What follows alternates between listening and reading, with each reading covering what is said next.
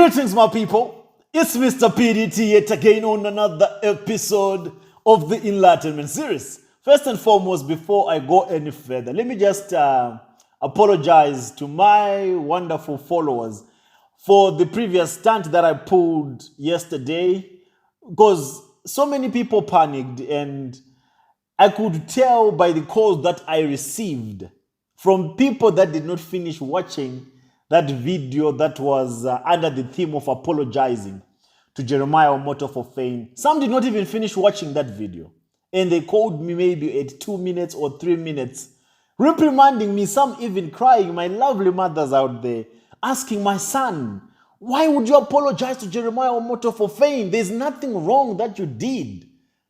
There was no wrong thing that you said. Everything you said about him and everything that you have been saying about these vampires calling themselves pastors and prophets and apostles is the truth. Nothing else but the truth. And I would have to tell them, listen, mom, please, can you please go and watch the video? Did you finish watching the video? And they'll say, no, I could not even finish. I can't stomach it. I had to cancel that video. I had to block you. I had to unfollow you. Because I can't imagine you apologizing. Then I had to now convince them again. Come on, please go and finish watching it. Go and watch the full video.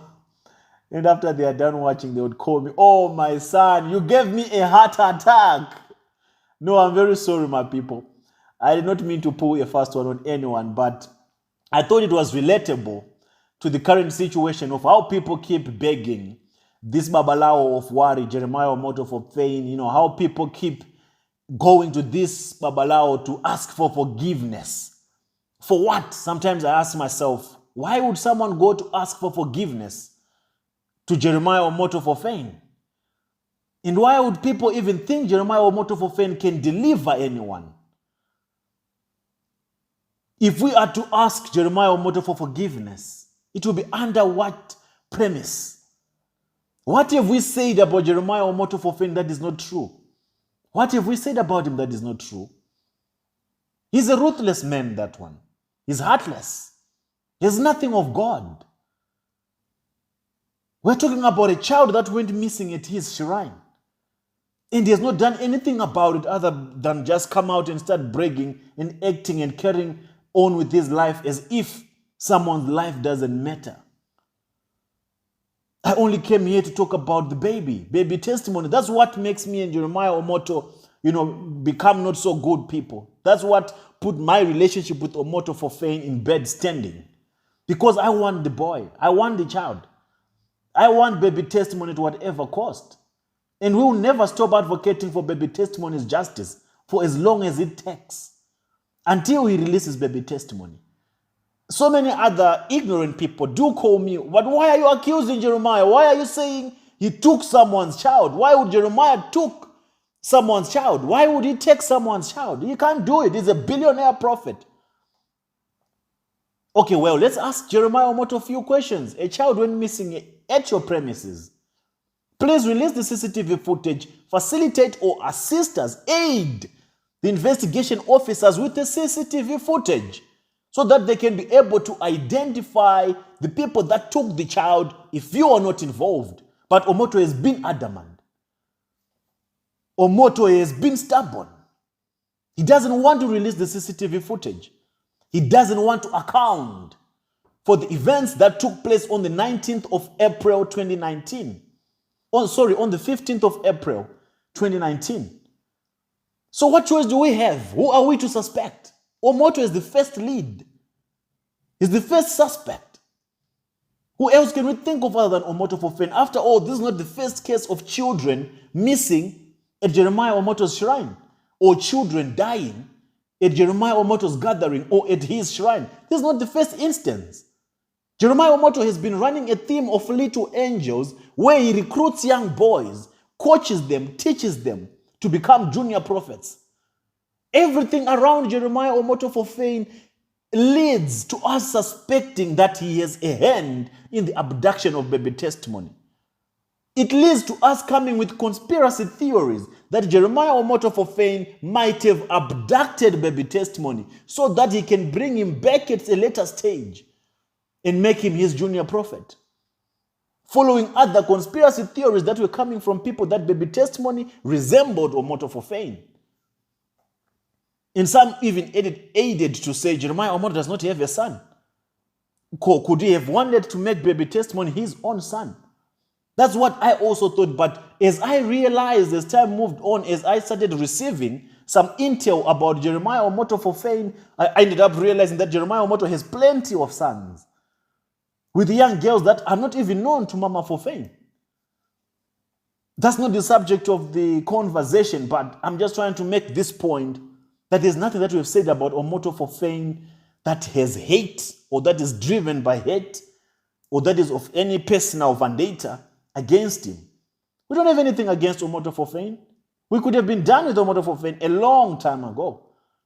We could have moved on to so many other charlatans in Namibia, so many other charlatans in Cameroon, so many other charlatans in Rwanda. We have plenty of charlatans that we have not yet started dealing with because there's a child that is missing. And that's how important the child is. And if we do not stop Omoto for fame now, if we do not put a stop to Omoto for fame, soon it's going to become like TB Joshua. I know TB Joshua is a sensitive subject. You can even see some of his sons and daughters in the comment section manifesting. You are crossing the line. Don't touch the dead. He's not dead, my people. I've told you these times without number. That man is very much alive. He's hiding because he does not want to answer to some of his atrocities. There are so many cases that are pending for TB Joshua. And he knows he could not face the justice system for the lives that were consumed at his shrine, for so many other atrocities that he caused to the children of God, to the body of Christ. His building collapsed, it consumed, it destroyed, it killed so many people. He was supposed to answer to all those things. It's not just that. There are other things that I cannot reveal now that are some or part of the reason why he's in hiding. He is in hiding. He's enjoying retirement.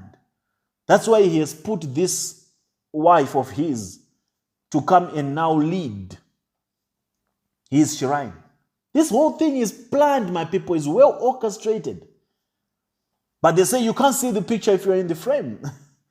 You can never understand these things. I know you're all convinced beyond no reasonable doubt that the fella is gone. The fella is very much alive, breathing. He's probably watching me right now. There are so many things that I'll bring to your attention. Okay, I'll just bring dots for you to connect. And if you still are not yet fulfilled or satisfied with the bits and pieces that I'll bring for you as proof of his existence, then we might as well give you the raw proof or proof of life, if we should, or if we have to. When I just scraped the surface the last time, when I mentioned about Joshua being alive, the threats that I received, not from ordinary people, because these people are backed up with some big cartels, telling me that if you ever open your mouth again to talk about the man of God, TB Joshua, your end would have come. You will not live for long. But in the world that I come from, there's no threat that holds any water. If there's anyone out there with the capacity to do anything, you don't have to threaten me. You don't have to give me a heads up that something is coming or that you're going to do something. All I say to you, because I know where I'm standing on it, I know what I'm standing for, it's nothing but the truth. All I can say is do what you can, when you can, with whatever that you have. Do not waste time threatening me. Threats do not move me at all, at all. I have a very thick skin that even if you tell me that there's a sniper somewhere around me that is pointing a gun at my head, I'm not going to shake. Because if that threat holds water, I'm just expecting the sniper to take that shot, to pull that trigger and take me out. Instead of wasting time sending people to threaten me or telling me that you will do this, this will happen to you. Come on. Those people threatened me, told me so many things that they will do. But well, I'm still here and I'm still standing. Am I saying I'm invincible? No, I'm nowhere near being invincible. Anything can happen to anyone at any given time. But if God does not permit it as yet, Nothing will happen, my people. You should never be afraid. I know one thing that keeps most of our African people, in bondage is fear. You are so afraid, you love this life so much that maybe you think that you will live forever. No one is going to live forever. We're all passing through this life. No one is getting out of this life alive. But this life becomes more, joyful, and it brings quite a lot of purpose if you are living it to save others. If you are living it with purpose. Some people are just existing. They are not contributing anything to humankind, to the human race. They are merely existing. But well, for people like us, I do have a clear conscience, and there's nothing that troubles me or that scares me or that I'm scared of when it comes to the expose of charlatans. Because everything that I talk about here is the truth.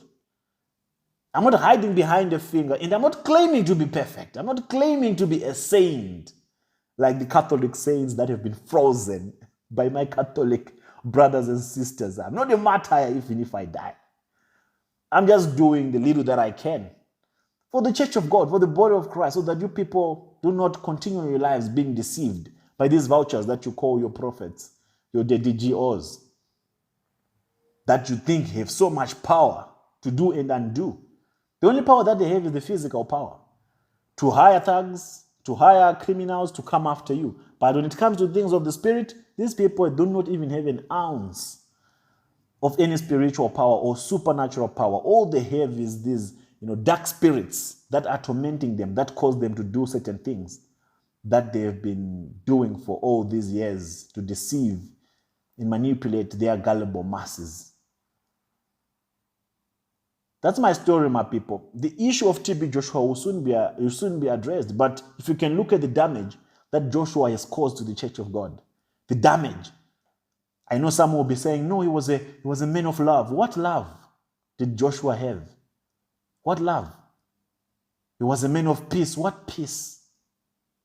Do you know how many victims are crying today because of Joshua? Because of TB Joshua? Which is one of the reasons that he is in hiding today. And now we have this Sangoma from Wari that wants to take over from where Joshua left. Can't allow it to happen. And Jeremiah himself already has destroyed so many lives. With my sister Comfort, who passed away giving birth to Omoto's child. There's a lot more people that needs to be looked at. So if I can see people apologizing to Omoto, sometimes I just ask myself, what's wrong? What's happening? To Omoto for fame? We did not wrong Omoto for fame. We're just asking him for the very simple thing that he can possibly do, which is to release baby testimony. We're no longer alleging now. We are telling him to release the boy. He has the boy. He knows where baby testimony is.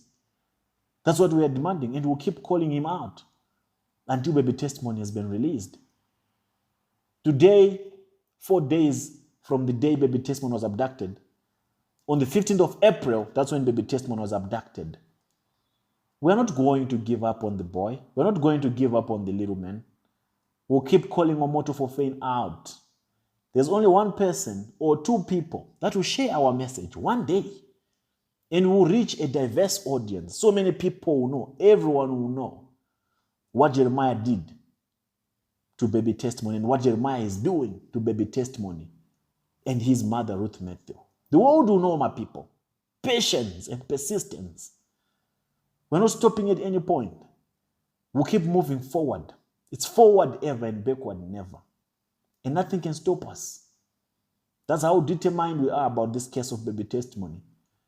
They might think it has died down. They might think it's a bygone, or they might think this case is never going to be relevant, but that's what they can just tell themselves so that they can sleep at night. But no one will have peace until baby testimony has been found, until baby testimony has been reunited with his biological family. No one will know peace in Omoto's camp. Not to mention Omoto for fame himself. He'll never know peace until that boy is reunited with his mother and his brothers. So he must just know this is nothing personal. We just want him to do the right thing. We just want him to release that boy as he had promised last year that in 4 days the boy will be released. Until that is done, we'll be on his back until he does it. With that being said, I'm out.